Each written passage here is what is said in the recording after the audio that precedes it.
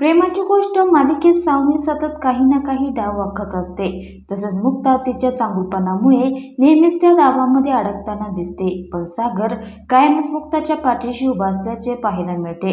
आता प्रेमाची गोष्ट मालिकेच्या आजच्या भागात नेमकं काय होणार हे जाणून घेऊया. मिहीर सागरला पहिल्या किसचे महत्त्व सांगतो. त्यानंतर सागर वेळ वाया न घालवता मुक्ताला किस करतो.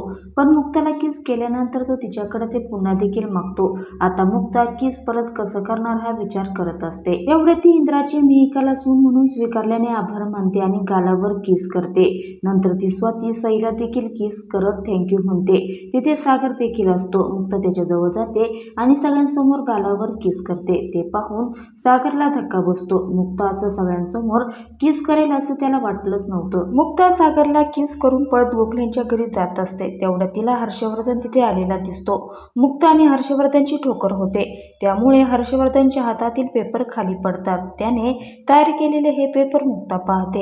ते पाहून मुक्ताला भीती वाटते की जर सावनीने ह्या पेपरवर सही केली तर हर्षवर्धन तिला कधीही आयुष्यातून काढून टाकेल. शेवटी मुक्ता पुन्हा सावनीच्या मदतीला जाते. हर्षवर्धन ते प्रॉपर्टीचे पेपर असल्याचे सांगून सावनीची सही घेणार असतो. तिने सही करण्यापूर्वी मुक्ताच्या हातून त्यावर कॉपी सांडते.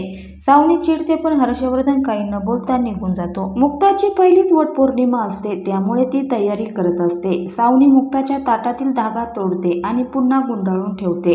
मुक्ता वडाला फेऱ्या मारत असताना तो धागा तुटतो. धागा तुटणे हे अशुभ असते. ते पाहून इंद्रा चिडेल असे सावनीला वाटत असते. पण धागा तुटताच सागर तिथे येतो आणि तो हातात पकडतो. सावनीचा डाव असफल होतो.